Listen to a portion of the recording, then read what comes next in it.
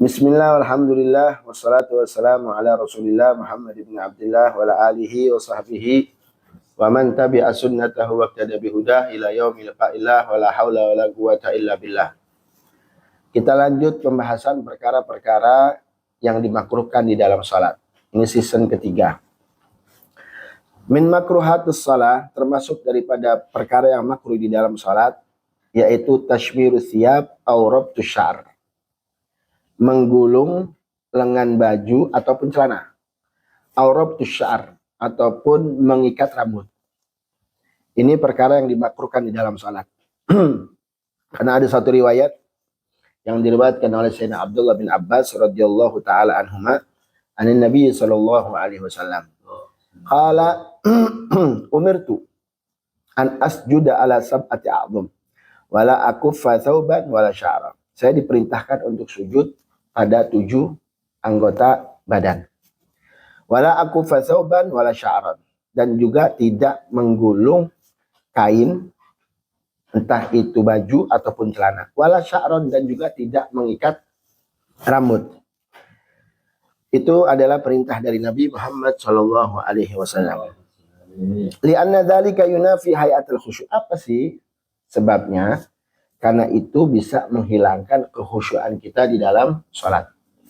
Wa yunafi tawadhu, dan juga menghilangkan rasa rendah hati kita. Ketika kita menghadap kepada Allah Subhanahu wa taala, kita dianjurkan untuk merendahkan diri kita, tawadhu kita di hadapan Allah Subhanahu wa taala. Maka kita hendaknya ketika kita menghadap kepada Allah, maka lengan baju dan juga celana mesti kita uraikan, jangan sampai tergulung. Fayam bagi tarku dzalik, maka seyogianya untuk ditinggalkan itu semuanya. Khususan indama yatawadda ahaduhum wa yasra alika yudrikas shalah. Khususnya bagi orang yang terburu-buru untuk mendapati sholat. Biasanya habis wudu, dia buru-buru untuk mendapati sholat berjamaah ataupun mengejar waktu, sehingga dia lupa lengan bajunya dan juga lengan celananya biasanya tidak diuraikan dalam keadaan tergulung. Maka hendaknya diperhatikan, karena ini perkara yang makruh.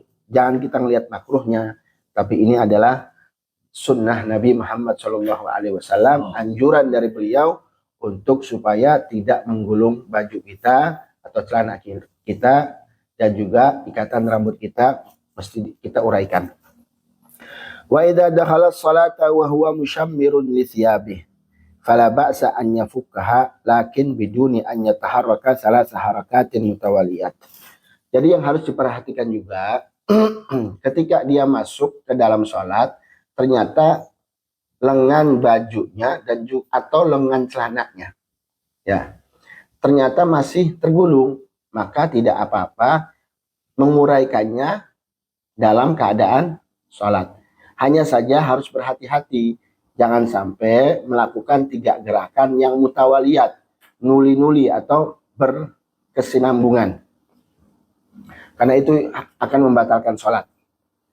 Terus kemudian wa yusannu liman ra'a musalliyan mushammiran thiyabahu an yafukkaha anhu bisyarti an la yahsula bisababi dzalika mushkilah aw jidal.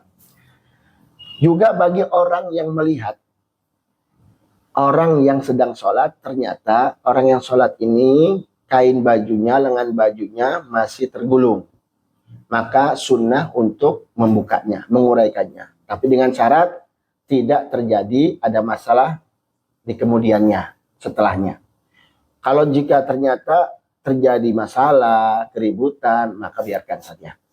Tapi kalau memang itu teman kita dan dia tahu, dia juga senang, gembira kalau kita uraikan lengan bajunya, maka sunnah kita uraikan.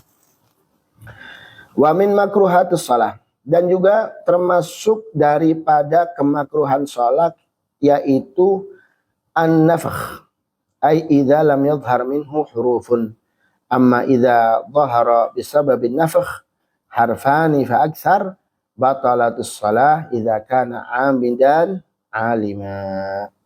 Dan termasuk dari perkara yang makruh juga yaitu meniupkan angin dari mulutnya. meniupkan angin dari mulutnya. Dan jika sampai mengeluarkan suara, ini hati-hati. Jika sampai mengeluarkan suara sampai 2 huruf atau lebih, sholatnya menjadi batal. Apabila ia melakukannya dengan disengaja dan juga dia tahu bahwa hukumnya haram atau tidak boleh.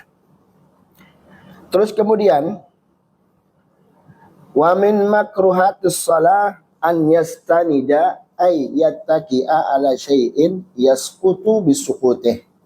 Ay yattaqi ala syai'in law tammat izalatuh la saqatal musalli.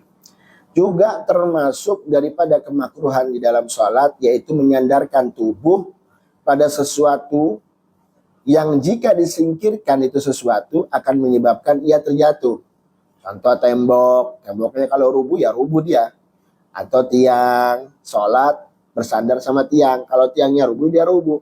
Maka itu perkara yang dimakruhkan di dalam sholat. Wa min makruhatus shalah. Dan juga termasuk perkara yang makruh. Mashul gubar min jabhatihi fis shalah. Mengusap debu dari jidatnya di dalam sholat.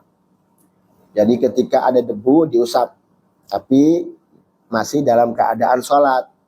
Amma ba'da salam, adapun setelah salam, fayusannu an yamsahaha, sunnah. Kalau selesai sholat, salam selesai, maka kita usap debu itu supaya hilang dari jidat kita. Terus kemudian wa yukrahu an yusalliya wa huwa habisun lil bauli aw lil ghaid li'anna dzalika yudhibul khusyu'a. Dan juga termasuk yang dimakruhkan di dalam salat yaitu menahan air kencing atau menahan air kecil ataupun air besar, artinya buang air kecil dan juga menahan buang air besar. Apa sih sebabnya? Karena itu bisa menghilangkan kehusyuan kita di dalam sholat. Maka dianjurkan bagi orang yang hendak mengerjakan sholat agar menunaikan hajatnya terlebih dahulu. Kalau mau pipis ya pipis dulu. Kalau mau pup ya pup dulu. Adapun jika ia ingin buang air kecil ataupun besar ketika dalam sholat, maka sebaiknya ia tidak membatalkan sholatnya dulu.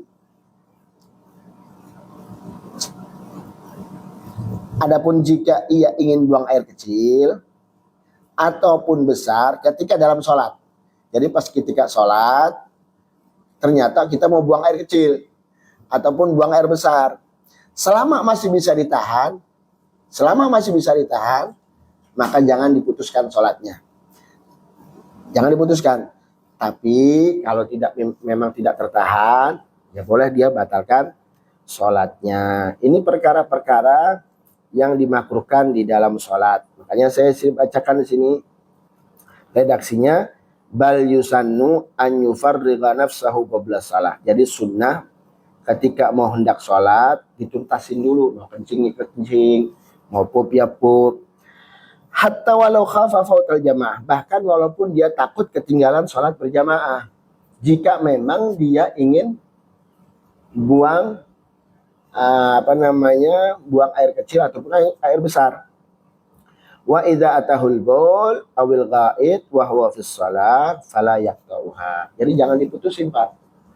Jadi ketika mau buang air kecil pas posisi kita lagi sholat, ternyata sudah mau pipis atau mau pup.